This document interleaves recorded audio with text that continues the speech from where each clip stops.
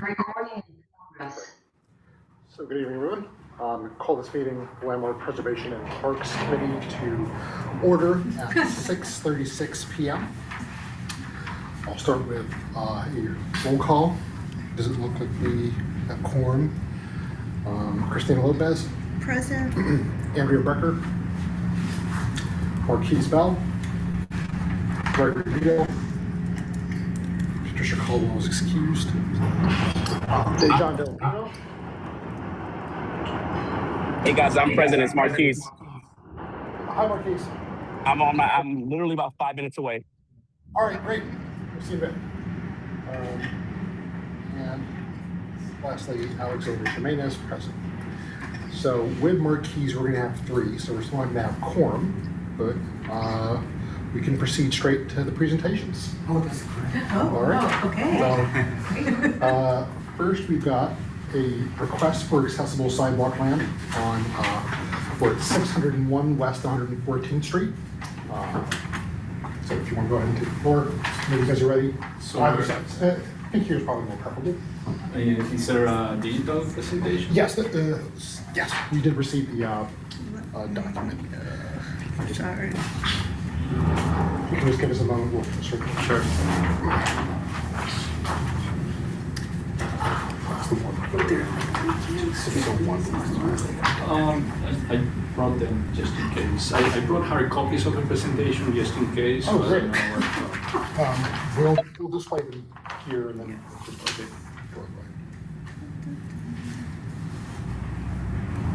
This is the main. Yep. Yeah. That's it.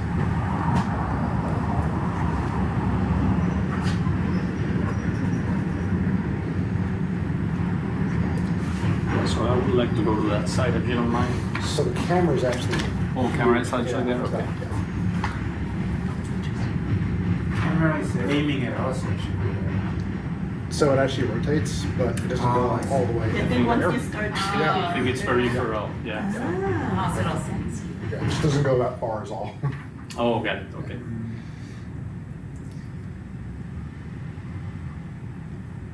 All right, so whenever you're ready, floor's all yours. Hi, good afternoon. My name is Gustavo Luxinger. I'm from Bond Levine Architects. I am filling in for the person who's noted in the agenda today, Barbara Cusi. She's actually joining us on site. She's overseas attending an urgency.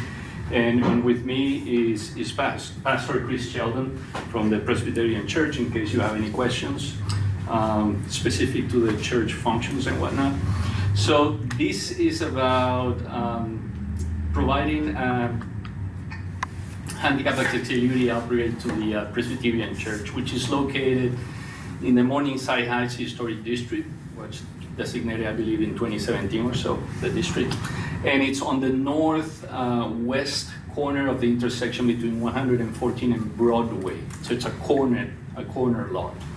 It was built in 1912. The architect was Louis Jallet, and it was designed in the revival Gothic revival style.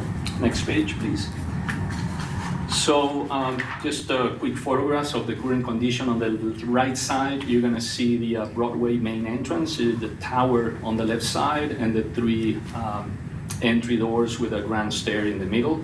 And on the left side, that's obviously that's a short elevation. The long elevation is along 114th Street, and towards the west end of that elevation is where the church house, the parish door, is located, which is the destination of where the handicap upgrades are proposed. Next page, please. So just to give you a little bit of background, the church it's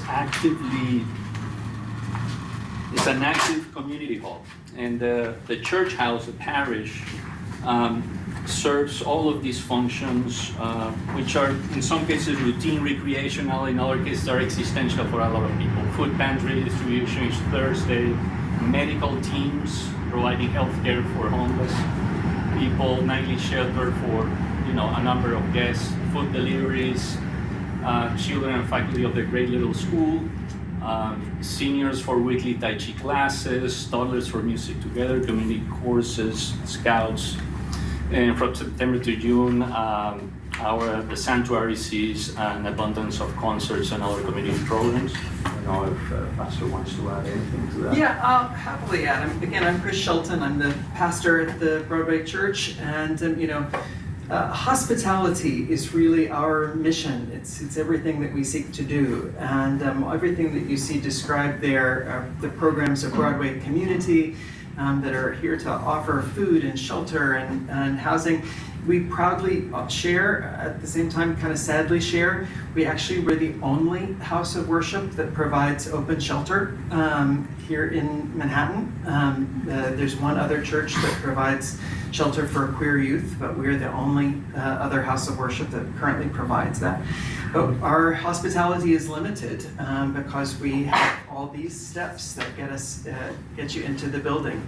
And so this upgrade will help us to much more fully live into that identity and to offer welcome truly all the more to all of our neighbors. So I can say more about any of the above. Thank you very much, Chris. And adding to that notion, even though that's the remote entry point to the church house, the parish, is actually the most active for the reasons that were just explained. Hence, showing the photo right there on the lower right corner, that person going into the parish, carrying the stroller on the stair. Next page, please. So this is a floor plan. The bottom of the floor plan, you see West 114th Street, then the right side is where Broadway is. And essentially we have 3 snapshot photos showing the existing conditions of the 3 main entrances, or the 3 entry points to the church. The main entrance being along Broadway, that's the center right photo.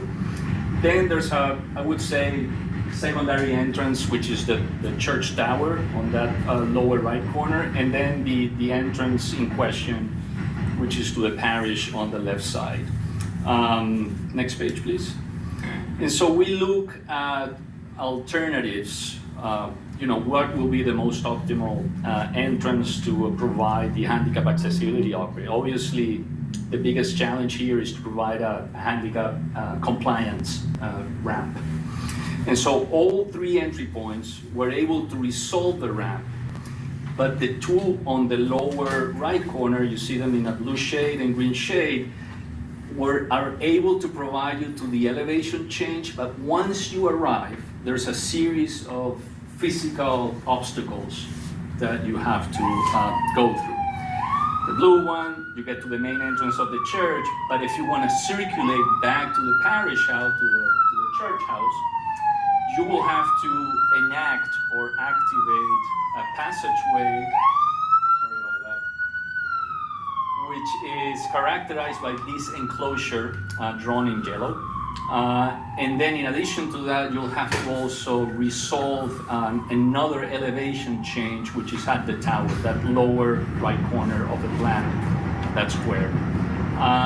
The same will apply in a way to that alternate entrance, the green shaded one. So it's the elevation change problem, but also having to activate that passageway to communicate the parish house with either of those 2 entrances.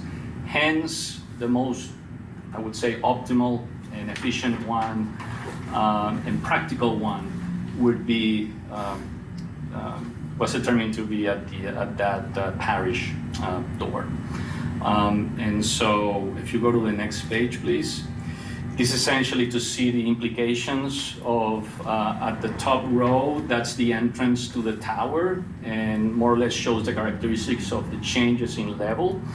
The lower row of photos shows an illustration of what will it take to create that passageway from those 2 corner entrances to get you back to the church house, the parish. Next page. And so now concentrated into the parish entrance, the church house entrance. It's essentially characterized by 4 steps, a landing, and these outward opening doors. There's also a service stair that leads to the cellar level, which I believe houses the kitchen. Correct. The cellar level is where all the functions of community, Broadway community happen. So that stairwell that you see there is mostly used for the removal of rubbish from downstairs. And because we provide meals for about 250 people a day, there's plenty that comes up and out from down there. And it would also be considered a tertiary egress from the cellar. So to another kind of physical issue to be resolved, which is that stair that comes from the cellar. It's a winder stair that's no longer really code compliant in a way. So if we were to alter it, we'll have to bring it up to code in a way, or approaching to code. So it was solving that problem, which was now going to be blocked by the ramp, and then also the 4 steps on the parish door, the church house door. Next page, please. So these are the existing conditions at the parish door. You see the 4 steps, they're granite stone, then there's the raso in the landing once you go across those red doors. Then the winder stairs coming up from the cellar. Those railings, which we believe are not historic, they're probably added sometime in the 50s or so, and then later on they were provided with screens for fall prevention and whatnot, will be removed, and then the ramp will pretty much block that opening, but the light well will remain, and then the stair will be upgraded, eliminating the winder run, and then providing straight run stairs, landing onto a middle landing of the ramps, which I will show you in a moment. Next slide, please. So the right side plan and elevation are the existing conditions. The right side are the proposed conditions.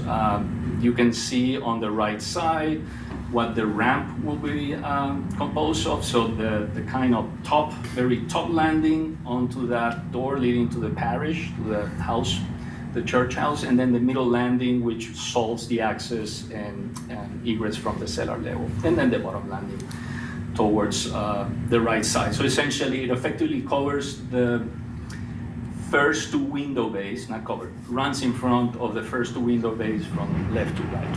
Okay, next slide, please.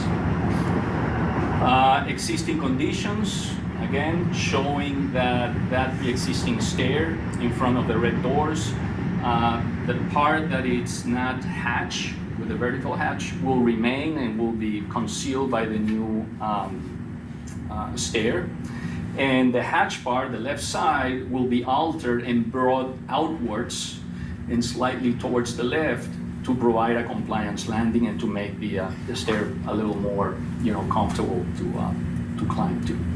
And then those 2 details on the upper right side, that's essentially explaining the relation of the light well to the stairs, what's being removed, and then the one to the extreme right is essentially what's being altered of that stair from the cellar level, the winder section. Next slide, please. Thank you. So here's the proposed ramp. Again, towards the right side, the landing at the sidewalk, then small elevation change with the ramp, middle landing, solving the landing from the cellar stair, and then a final ramp run, landing at the top where the red doors are. You see the circle on the plan, that's essentially the turning radius required for a wheelchair. Transiting up and down the stairs, you cannot provide like a dead end of sorts. And then the new stair with a granite matching the existing, actually reusing some of the granite. It's brought slightly out to align with the property line. To align with the maximum allowance of projection beyond the property line that the city allows, which is 44 inches. And then it's slightly enlarged towards the left side as well. And then the cladding that you see at the base of the ramp is the schist matching the church's existing exterior wall finish. Actually reclaimed. It's original one that's being stored on site. So that was removed from inboard parapets, I believe, at the tower top. So they will salvage, and that's what's being used right now. The top of it is the curb. It's a cast stone, which matches the moldings of the cast stone at the base of the church. Next slide, please. This is just a detail cutting across the typical ramp and landing construction on the left side. And then on the right side is cutting through the light well stair leading down to the cellar. So the assembly is essentially made out of CMU blocks, and then the cladding with the sheets is what dresses it up. The floor is concrete, and again, the curb is the cast stone. We're gonna provide code compliant handrails with fall prevention guards, painted black, and then the handrails will be a bronze color. Next slide, please. Here are just some details of what the construction will be like. And I think this is the last page, if I'm not mistaken. Did I miss anything? Or, Sounds, yeah, okay, thank you. cool. So that's, if you have any questions, please let me know. Thank you, gentlemen. First of all, when you say feeding and housing members of the community who are vulnerable and in need are much needed services, so thank you very much for your monumental efforts to that end. It's something greatly appreciated by everyone in CB9 and elsewhere in the city. Just had one question about the handrails. I know that you mentioned you thought that they're not historic. Is there confirmation back that they're not? The handrails? Yeah. I can get back to you with that, but they don't look that they belong to the original construction. Okay. They look like they're a lot more modern. I think my colleague Barbara might have something to say. about Hello? I don't know. Good Hi, evening. Barbara. I don't know if I'm heard. Yes, Yes. I can hear you. Yes, hi. Sorry, I cannot be there in person. I really wanted, but I have an emergency in Europe. It's night here right now. Yes, this railing is described in the landmarks designation report as non-original. Excellent. So, yeah. Thank you, Barbara. I only asked because obviously it's in the first two words of our committee's name, landmark preservation. So we're trying to do a little bit of due diligence on our part. But thank you very much. That sounds great. Affording more people access to the premises is something that I'm sure will get you a wider scope of attendance, and hopefully more people can benefit from the services you provide. So thank you both very much. Does anybody else have any questions? And this was, I'm sorry I'm late on this one, this is to bring the Presbyterian Church up to sort of ADA compliance, correct? And it will be on 114 from Broadway to Amsterdam on the side street or the avenue? On the side street. It's It will be on the 114. side street, Yeah. okay. And then is there, I'm just thinking about the sidewalk because it's gonna be attached. There's still gonna be enough space to walk and do Yeah. everything and coming in. And then will there be the trash can that's currently in front of there? Are those gonna be affected at all? The trash system moves downward. Okay. And we're actually working right now with Councilmember Abreu's office in hopes that we might be able to have a new trash system developed on our block as well. So that's maybe in flux, but Okay, yes. perfect. I was asking, I'm like, I usually see it, so I was wondering if it was gonna go down the hill now or if it was gonna stay. It would, no. It would shift closer towards. Downhill is the next building, is the Yeah. the next apartment building, so we're, It would shift closer to Broadway. that's right. Okay. Great. Any other questions? Oh, Was there a picture of the steps where you said the ramps going over the garbage steps? You're coming in air shaft now? No, the air shaft exists already. Yeah. It just happens that on that last one, the second to last one, towards the right side of the 114th elevation, there's a stair that leads to the cellar level. That's a pre-existing stair. The stair is being modified, so the winders, the top run has winders that will be eliminated, and new matching steps will be added So you're to adding- then land Okay. in tandem with that middle landing of the ramp. And there's a gate there that would allow us to bring things up and out, but not Gotcha. passersby to fall in. I have another question. In terms of just like the other house that typically populate around your area, are we concerned once the ramp gets up that, you know, that part will be kind of used at all or? Well, our neighbors that are experiencing homelessness hopefully know that we are a place of welcome. And this ramp will be so busy throughout the day, it will not be a hospitable place itself for someone to find some rest. By the way, the ramp has just the minimum clearance required, 36 inches between the handrails. So, and we're kind of limited to how much we can project beyond the property line, which is 44 inches. So when you start adding or subtracting from that projection, maximum projection back into the building, you start, making that just enough to have one person circulate over it. Yeah. So it's not a wide ramp if you think about it. Okay. It's just normal. It's just, okay, Great. I came in late, but actually the reason I came in at all is that I saw you have a photo of Riverside Church before you came to that church, or was that the same church? Do you mean the cover page?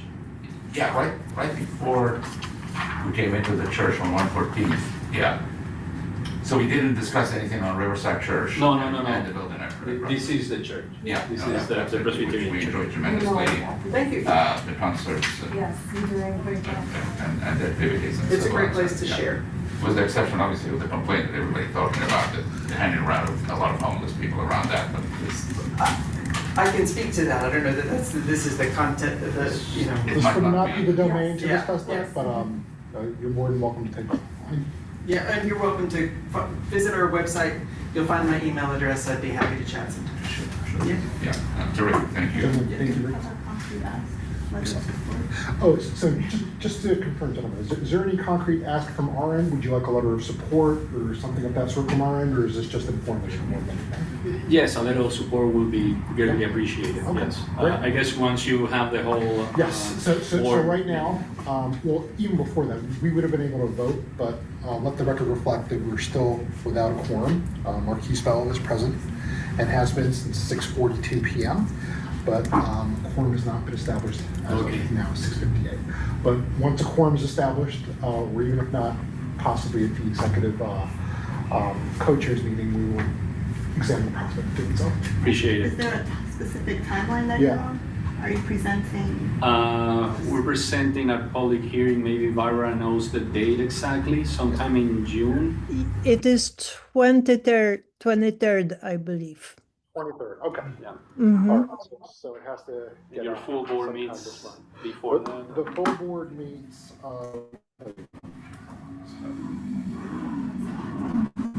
the full board meets on the 18th, so. Oh, okay, so I think that should be. Yeah, Thank you very much. Yeah. Thanks for your feedback. Absolutely. Appreciate it, and thanks for your time. absolutely. Thank you very Next, much. of course, Mark. So as mentioned, Stay to quorums. so we remain unable to adopt motions or vote on anything, but we can still continue hearing reports, taking public testimony and discussing different matters. So next up, we've got our second and final presentation for the evening, and that is regarding the upcoming project, Riverside Park.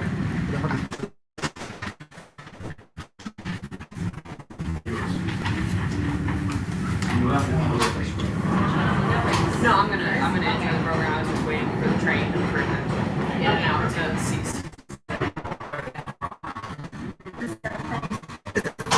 Start with? We're gonna do the general introduction first before we actually go into the profession. So hi, my name is Whitney Dearden. I'm the Director of Public Programming at Riverside Park Conservancy. Our colleague Elizabeth Masella with the Parks Department could not be here tonight, but she is with the Art and Antiquities Department, and together, along with the Art Students League, we have a program in Riverside Park called Works in Public, which is large-scale public art development process for Art Students League students, and we cite 4 of them in Riverside Park on a yearly basis. 2 in Riverside Park South, around 61st Street, and 2 up here at the lawn at 145th Street. So we have been enjoying the current round of sculptures that will leave us in August and September, and we are here today to present the next round that's coming here. just the ones at 145th, as they're the ones that are pertinent to the community board. Here with Hexel Lee, who runs the program at the Art Students League. If you want to say anything about it. Yes, thank you for having us and giving us the very valuable opportunity to present our project this year. And the public engagement and public participation is gradually more and more important, and this is also one of the very valuable moments for the artists who can present their project and also get the feedback directly from the community that actually enjoy the project. So it's very important moment for us, and thank you very much for giving us that opportunity. So, without further ado, Yeah. Is there a good spot for me to stand anywhere? Here? Right here we go. Okay. Not used to this very high-tech camera. Hi everyone. Thank you for having me. I'm Lindsay Francis Jones. I'm one of the two artists at 145th Street, and I'm presenting my project, City in Shape, City in Fish. It's going to be at 145th Street, as I said, and it's about connecting my visual language as an artist, kind of blowing it up monumental scale, but inviting other people into that process. And you can go to the next slide. So this is a little bit about me. I'm actually not a sculptor. The Art Students League has taught me and is teaching me how to be a sculptor, but I'm a 2D artist. I work in printmaking. I work as a teaching artist with communities across New York and Brooklyn, and I'm very passionate about printmaking, both in my own art and in bringing other people together. So part of my kind of design question with entering into sculpture was, how could I blow up my visual language in printmaking really big and invite people into that somehow. So next one. This is a little bit of my design process. I started in cardboard making maquettes for my sculpture, cutting out my printmaking plates. I experimented in stained glass and in metal. I made these in Hoxel's Metal Studio at the Art Students League, and from there kind of came up with what I'm thinking my big project would be.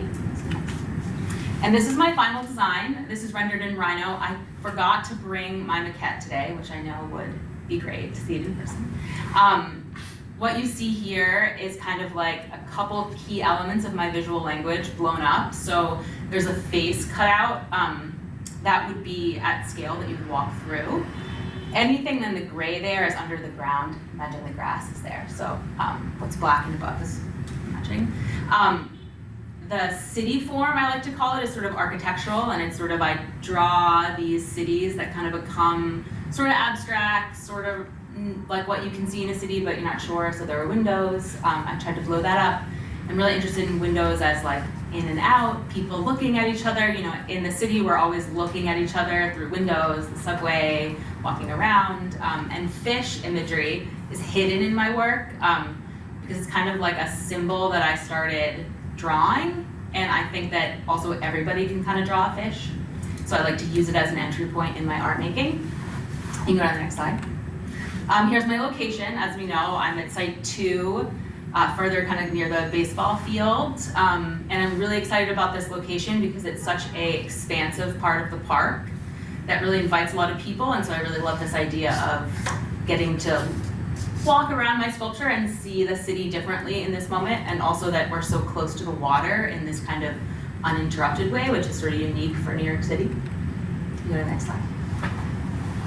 And a key part of my project is actually, I'm going to be integrating work from other people that I've done in community classes at the Art Students League. I also have a, I guess it's called a print exchange. You can send me a fish and you enter into my Print a Fish project. And I will be actually etching some of these fish made by children and adults on some of the plexiglass windows. So when you get close, you'll see work that's not mine, but in conversation with mine that was made in community. And a little bit about safety. I know that's important. You know, there will be no sharp edges. The plexiglass and metal will cover any opening that's, you know, too big. You know, you don't want anybody's hand or head to go through anything. So anything that's at like height of people will either be open to walk through or closed. So it will be able to be climbed because of that as well. And my last slide, yes. So a really big part of my project, both in conceiving it And what I'm hoping to do when it's up is I actually want to continue, if I can, to engage the community in my printmaking project, the Print to Fish project. So I would love to do workshops in the park next to my sculpture, or hopefully find some community partners. I'm a teaching artist in Sunset Park, where I actually just bring these replica fish and let kids print them, and it's just really engaging to just sort of set up and allow people to print with me. So I'm really interested in ideas or partners or ways I could connect to the community, and so follow me or email me, or yeah, that's my project.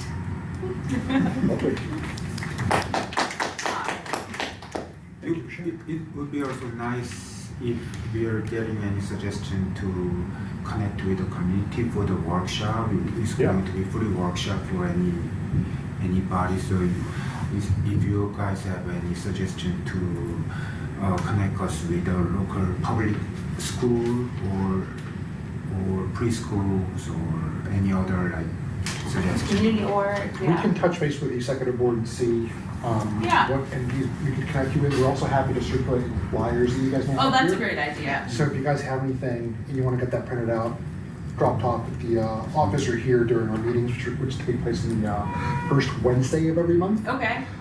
Please bear in mind that for the summer, July and August, we will not be holding any meetings, so we'll reconvene back in September. Yep, But that makes sense. before then, you're more than welcome to drop them off, and we're happy to share them. Yeah, our projects go up in September, so that's the timing is good to develop. Excellent. Yeah. Excellent. Our next meeting should be on or about September 2nd, so we're more than happy to share that.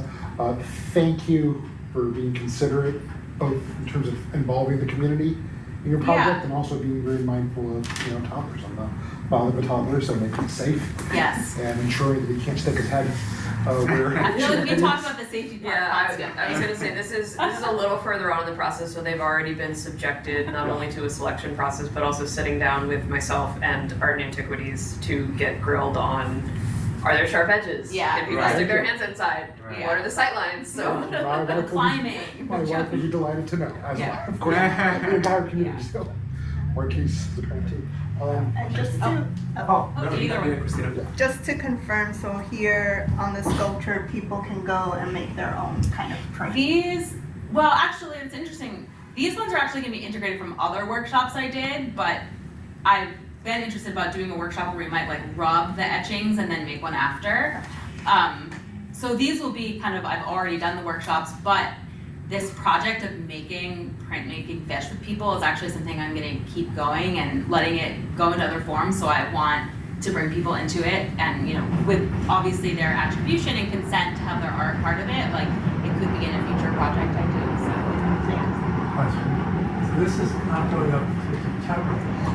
Yes. That's correct. He's the master of when that's going to be dedicated. Yeah. These people to submit these fish that you might incorporate in it would be earlier. I actually, I'm still taking the fish, and I haven't submitted my final selections to the fabricator yet, so they can send it to me now. What I'm leading to Yes. is that I do an open house on the Baylander with Whitney, and it'd be nice to have some cards or something we could hand out to people. Yeah, I would love to do that. Saying this is her email address. I would love that. Sketch a fish. And Yeah. You should follow me, and I'm gonna make some collateral, and I could leave things for the project here even ahead of time. Yeah. You can give it to me. Yeah. And also, I know we had a question about partnering with schools. I think I heard you as well. We have another committee, Youth Education and Libraries, and that is next week. That would You be don't good. have to necessarily come in person. We'd love to have you in person. Yeah. You can come online as well, and it's sort of just chat. And that's going to be, today's Wednesday, right? So Yeah. next Tuesday, I want to say. So That might be a great one. I know libraries are so yes, receptive exactly. to. We have, and on that committee, we have a bunch of partners on it that you all can talk to. So want to invite That's a great you. idea. Yeah. And so like you can literally just go on the MCB9 website calendar and look right at it. Nice. It's the same exact way, and you can just come and join it. Speaking of sister committees, I think we've got arts and culture. And we also have the Arts and Culture Committee. We're The gonna only reason join why I them all. mentioned that one. Claire and I are gonna meet every single one of them. The only reason I didn't mention Arts is because that's Mondays. the first Yeah. one. So that was this Monday's already passed, so next one won't be until September, but that's Okay, the first but one. that's still good. Oh, cool. Yeah, so Thank you can partner up and you don't have to come in person, you can just come online. Yes. I know this one's good too. All right. Claire. Okay. I did bring my I mom know back. you wanna. So I'll put it up here.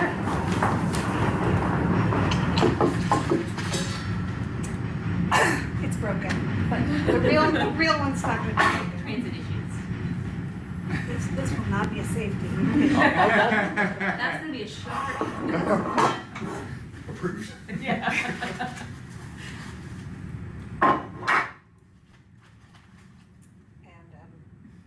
old friend, just to give you a sense of, yeah. And I also brought notes because I did notes. All right. Hello. Hi. Hello. I'm Claire, and thanks for having me and Lindsay here. My project, Unearthed, is a public art installation, 3 forms, all made out of steel. The tallest one will be 8 feet. This will be 4.5 feet. And this little one will be 2.5 feet. And it will be sited near the river, I guess that's site 1. You can go to the next slide. I'm an artist. I came to visual art actually later in life after becoming a mother, after a career as a musician and as an educator. And despite having come to art later in life, all of the things that I've done in my life seem to be motivated by similar impulses, which is to create continuity between the past and the present, and filling in all the gaps and uncovering stories and the like. And this project is no different. Next slide.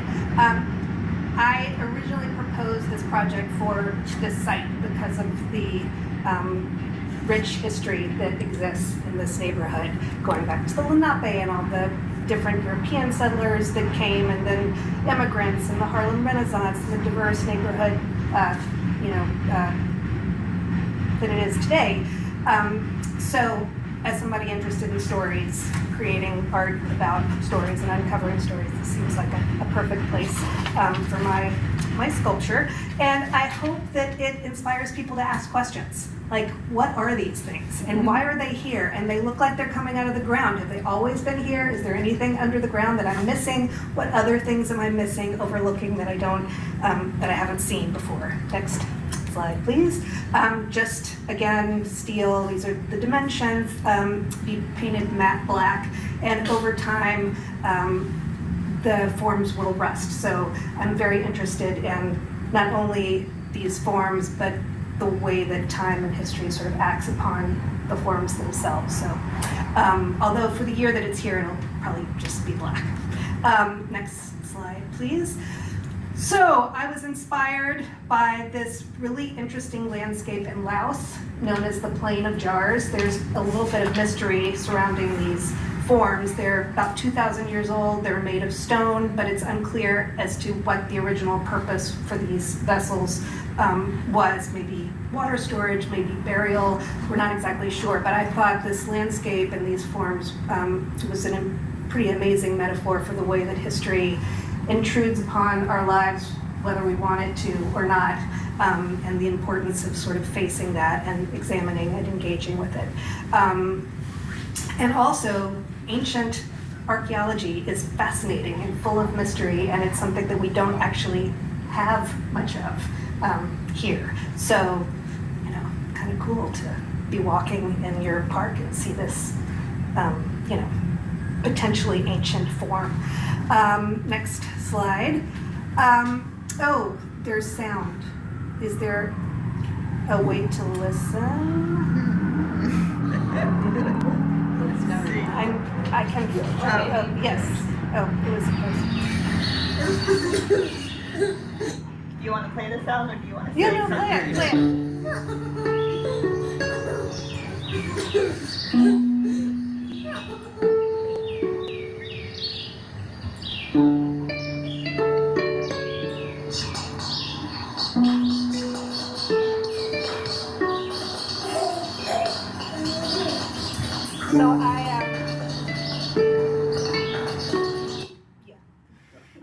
So said, I was a musician for many years, and I was a singer-songwriter, and one of the really amazing things that I found, which maybe is obvious, is that the particulars of one's own experience can be a conduit for having connection universally with other people.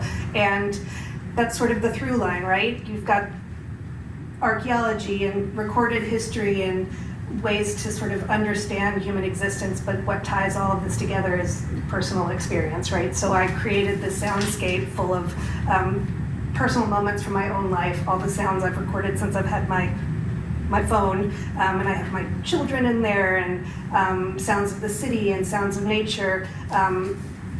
Originally, I had hoped to have speakers installed here, but that wasn't a possibility, so there's going to be a QR code on the plaque describing the sculpture where you can, scan it onto your phone and then listen with headphones while you're walking around the sculpture.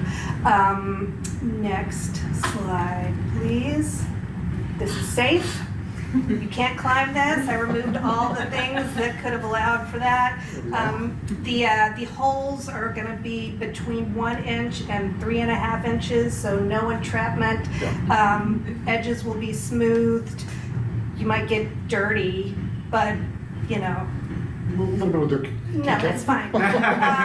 And yeah, it can, it'll be paint, so you can paint over any graffiti or scratches or whatever. And yep, next slide. So here's what, I'm excited about everything, but I'm really excited about what I'm calling the time membrane, sort of an inversion of the time capsule. Right? You put things inside of a time capsule and you seal it up, and then you don't see it for however many years.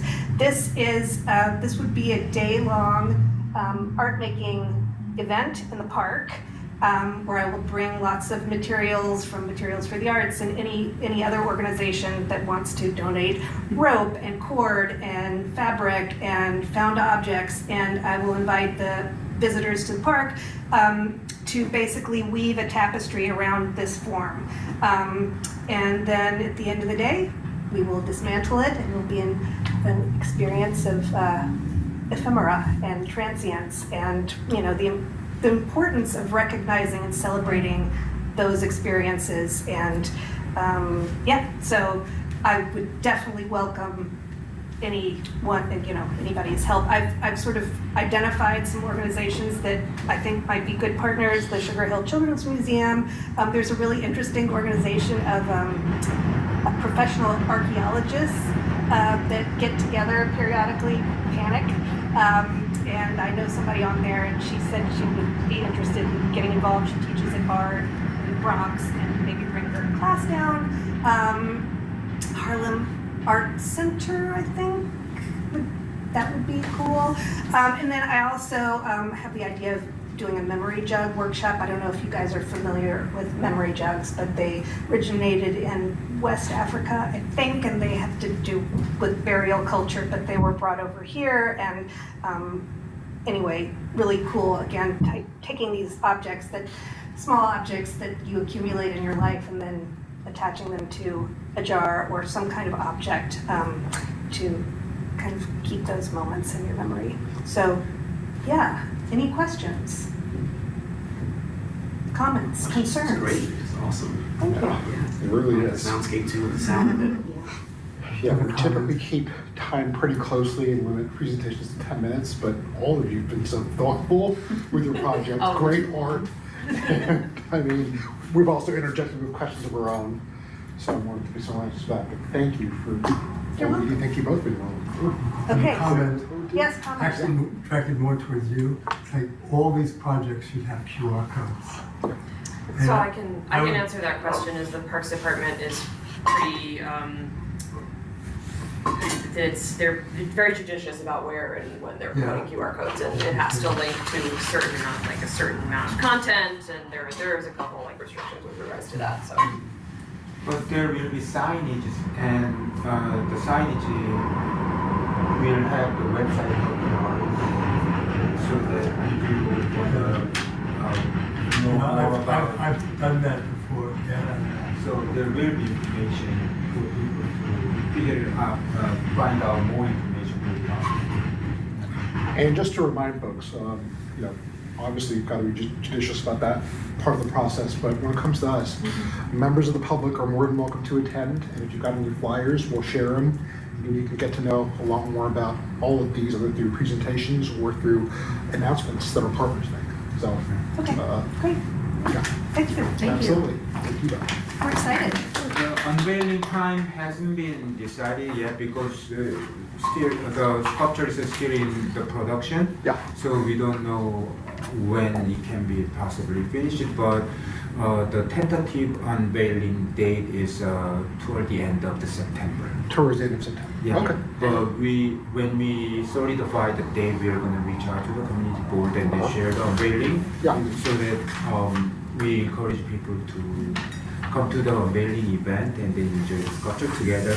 And then whenever we have a public programming like a workshop or this Time membrane event, we're gonna also I'm open to other names.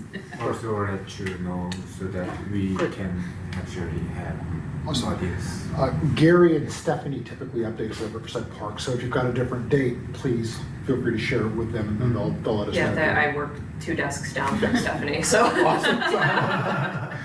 You need So yeah, anything you need me to relate to them, I'm happy to do so. I'll probably hang out for their updates just in case. Lovely. And we'll have our first arts and culture meeting in September. Okay. Most likely before the launch date. So if you all want to come back and present there, Good, yeah. I encourage you. Yeah. Yeah, that would be great. Fantastic. And next week. So I can get it right now. That's great, yeah. All right. So you. you are very welcome. So we're now moving on to the next segment, which is parks, or rather, parks announcements and updates. You need not stick around if you've got something to do, so don't feel but you're more than welcome to it anyway. So Thank you, guys. you are very welcome. No, thank you for your time. First up, we've got Shannon from Volunteer Community Lead. Shannon? Or is he not there? Yeah, He's not. I was just gonna say I don't see Shannon online. Gotcha. All right, thank you. So we can move on to Leslie from Danny Farrell Riverbank State Park. I don't think she's online. She's not. Okay. Is Mallory there?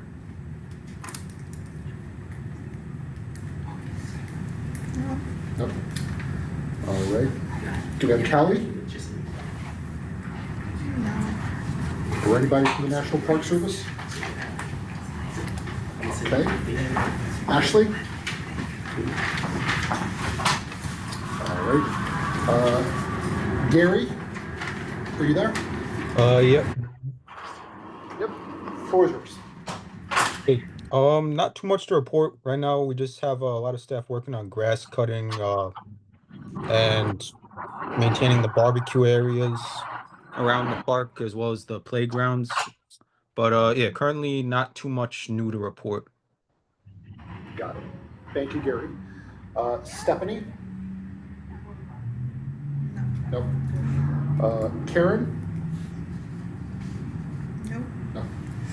No. Clyde? Looks like people are getting ready for the mixed game a little too early. Of course. Tapashi? Yes, I am here.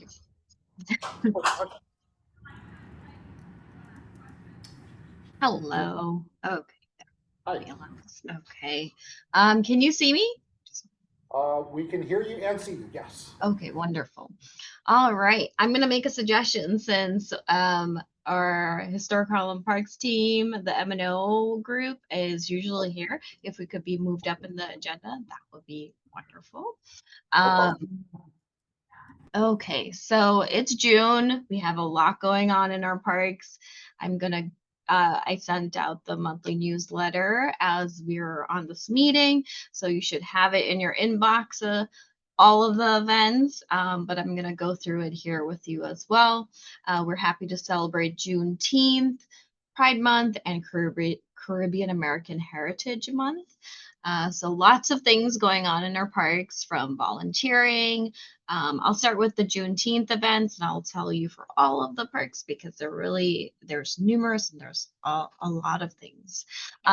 So on Saturday, June 13th at Marcus Garvey at the Amphitheater, National Jazz Museum in Harlem, along with myself, presents the relaunch of a historic gospel quartet, Southern Sons of South Carolina.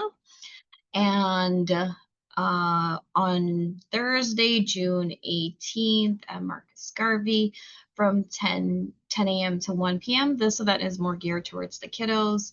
It's with Harlem Library, the Children's Storefront, Studio Museum, and Historic Harlem Parks. We'll have jumbo games, Puppet Mobile, the Horse Parks' mounted unit, and a bunch of kids activities on the Mount Morris Oval. At Morningside on Thursday, June 18th, we have from 7 to 8 p.m. Marquise, do you want to say what Friends of will have, or can I say it? We can either or, but it's an Afro-Congolese dance class that we're doing from 7 to 8. Yeah, there you go. Friends of Morningside will have the Afro-Congolese dance class as a pre-show, and then the movie starts at 8:30. We're featuring Harriet. Again, because we got rained out last year, we didn't get to show it, so we're doing a redo this year. And on Friday, June 19th at St. Nicholas Park, we'll have jazz music from 6 to 8 p.m. on the James Baldwin lawn with West Harlem Arts Alliance, Harlem Late Night Jazz, and that will be one of the Juneteenth events for St. Nicholas. The next one will be Saturday, June 20th, again on the James Baldwin lawn. The Friends of St. Nicholas is presenting Theater of the a performance by Theater of the Oppressed from 6 to 8 p.m. And then we'll have a movie in the park called The Great Debaters. It's from 2007. It's with Denzel Washington. It's really good. So that starts at sunset at 8:30. Then in Jackie Robinson Park on Saturday, June 20th, we'll have music and jumbo games for the kids and other craft activities such as like tote bag making and a chalk activity. So that's from 2 to 5 p.m. So a lot going on for Juneteenth in Harlem Parks. Now going specifically to some of our upcoming volunteer events for Morningside. From March to November, we have second Saturdays and Friday morning volunteer cleanups in the park. We love our Friends of group coming out and regularly volunteering. So thank you to them for that. And then also in Morningside, we have Saturday, June 13th. We're going to do the monthly jazz event with West Harlem.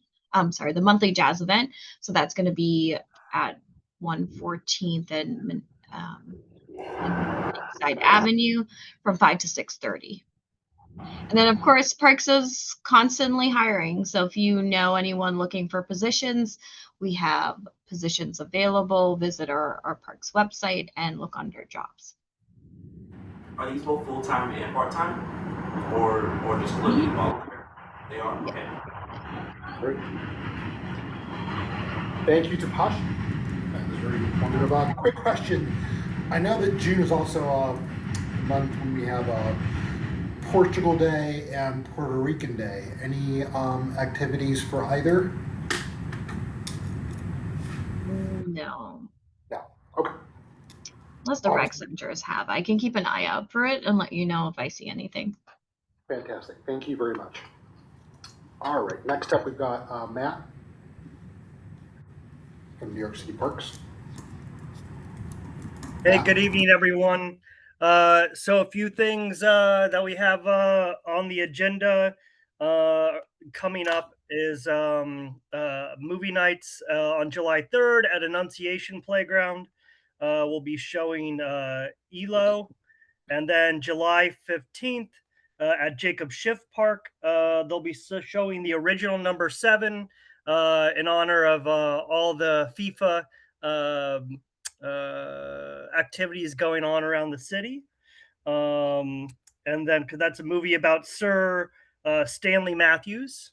And then coming up this weekend, there's going to be some It's My Park activities across Harlem and Morningside Heights. So at Montefiore Square from 10 to 12, they'll be doing some gardening and cleaning up.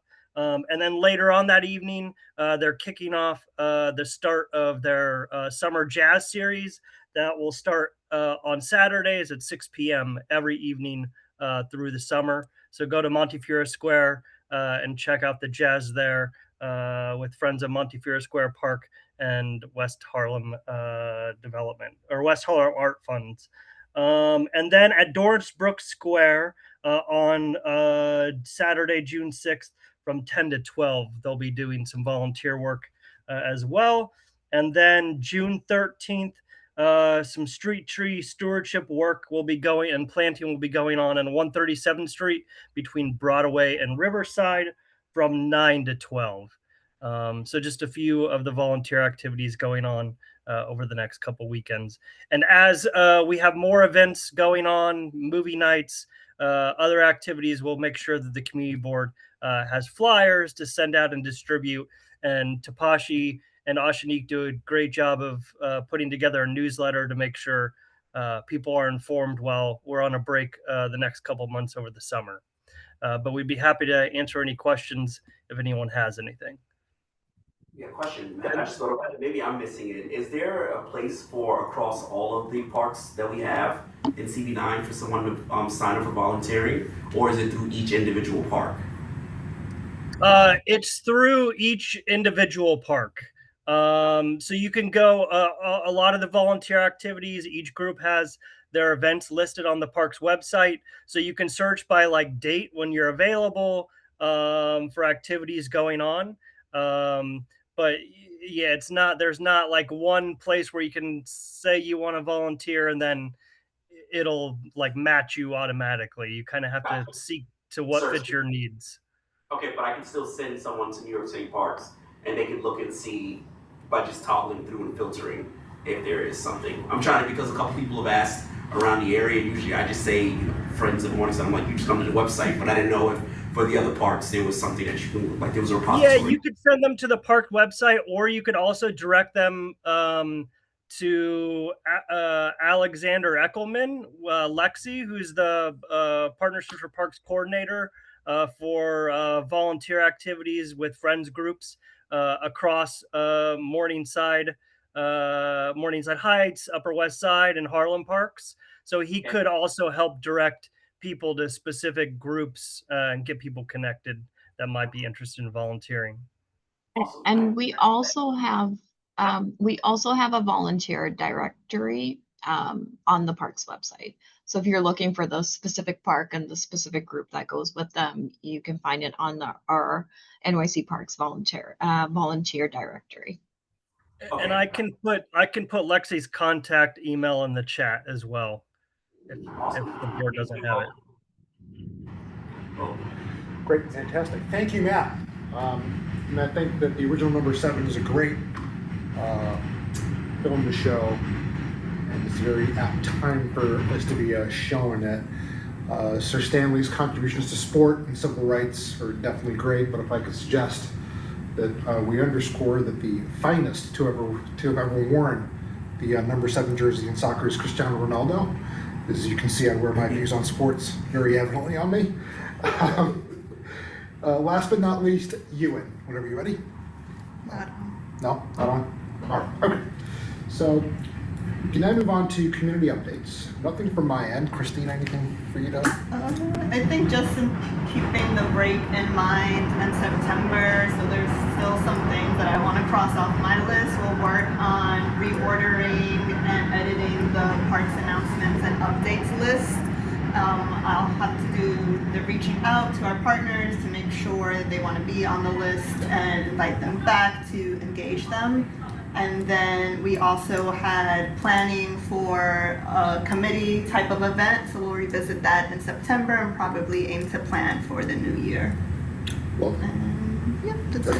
any suggestions from anybody, whether here in attendance or online via Zoom? Okay, well, just bear in mind that we're still open to accepting any suggestions for that event. We don't want to make a decision on people's behalf necessarily, but if come September we don't find any suggestions, we will find an appropriate event to host.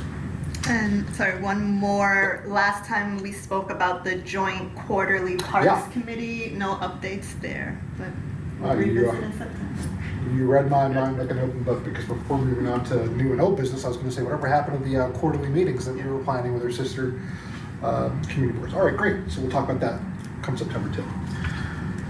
All right, so I have a comment on something Matt brought up. Maybe you probably brought it up. The concept of going someplace and say you want to volunteer. I wonder if Lexi would actually talk about volunteering with like green thumb groups. Like, I'm a member of Jenny's Garden, and we have a distinct need for volunteers to go through, and I don't know if that would show up. Are community gardens on the link for opportunities as well? We're not the only one. So community gardens are on the parks website. Yes, there's actually quite a bit of volunteer opportunities listed on the parks website. And then actually we have a separate coordinator for community gardens for Green Thumb. Yes, Ashley. Her last name skips my mind right now, but yeah. So we could direct people who are interested in Green Thumb. We have someone we can direct them to as well. Yeah. We did try to call on her to make any announcements, so hopefully next time if she's on, she'll be able to speak some more to that. But if you have any, a need for any volunteering, feel free to also I just know that like every Saturday and Sunday, it's kind of like anyone who comes in is quite welcome. We'll find something to do.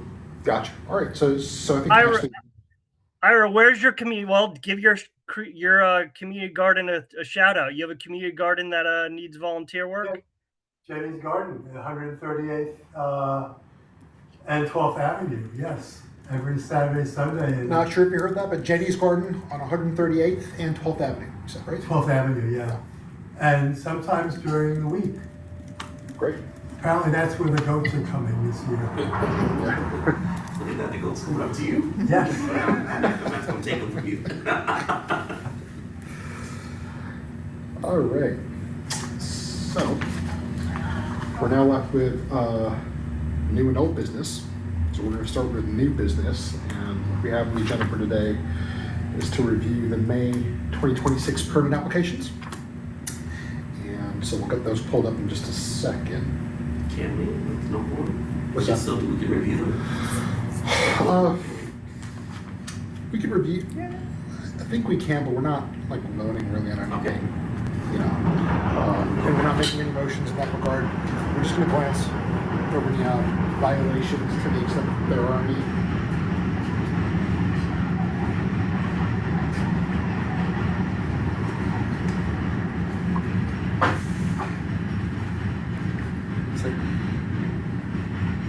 And we'll do that again just for good measure. In September, there were no violations. But no violations. Yeah, I remember going through it. It wasn't. Excellent. Yeah. All right, so actually we can segue right into old business in that case. So 2 items that I have on the agenda to discuss today are, so first, we talked about Morningside Park last time around. And the concerns that we discussed both here, the general meeting, and also the co-chairs meeting as well. Any updates? Because I know that last we left off, we were meant to reach out to the NYPD, I think it was the 30th Precinct Committee. Yep.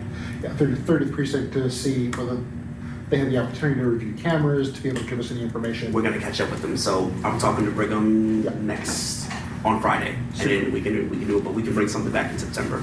That's just how everything is going. Excellent. Yeah. So just I guess the general update, and then to the extent that they're able to, if they could roll back any of the cameras to visit that specific point about the complaint, where there are buses that are coming in at 4 or 5 o'clock in the morning dumping, People. people that they go on to use and, make others feel uncomfortable, obviously, park. If you can find out any information on that regard, that would be great. Okay. Yeah. And then, lastly, any feedback on the inspections? Because we had a few inspections that were inside. I think Gregory was supposed to do one of them. Yeah, Gregory and Patricia, but and neither of them were here. Yeah. So I guess, by virtue of their absence, unless anybody knows anything that we're able to discuss and briefly go over. Okay. I know they were both doing those. They had the last two properties that they were supposed to. Yes. Okay. Yeah, I don't have that. That's because of the LPC violations, correct? Correct. Yes. And then one of them is also connected to the facade. Which facade? I think I did the facade one. No, you did the facade. I did the facade one. We looked at it. There were no issues on the facade. It was actually okay for them to kind of go through, even looking at it just from both sides of the avenue. Great. So I think we determined last time that it was okay. It was good to go. Yep. So really, all we're here. So the one we have is the one that Ms. Caldwell was going to look at. The two properties. Great. I can't remember the street, but they were close to each other. Yeah. I remember that. And we were talking about the possibility of being able to see with the naked eye the HVAC units. Correct. Which we didn't know that we could do, but it was just to see if the HVAC unit was actually there and just kind of, they would just email to see. Great. Well, by virtue of their absence, I guess there's nothing more for us to raise. Marquise, is there anything else you want to bring up? No. Anybody online? No, I know this is our last meeting before break, so everyone have a great summer. We'll see you guys in September. Absolutely. I mean, I'm saying it for you, but sorry. Marquise cannot wait to get to the game. I mean, don't let this jersey. I gotta get to a game, guys. Don't let the jersey fool you. You made it very clear we needed to end on time. Yeah. Beyond clear. I mean, here I thought I was being subtle, but on that note, go Knicks. And I make a motion to adjourn the meeting to honor about September 2nd, 2026. Yes, second, I guess. Bye, guys. With that, have a fantastic summer, everybody. Thank you for all your hard work, for your informative input, and we look forward to hearing from you come September. Thank you. Have a good night, everyone. Thanks, everyone. Bye. Enjoy your summer.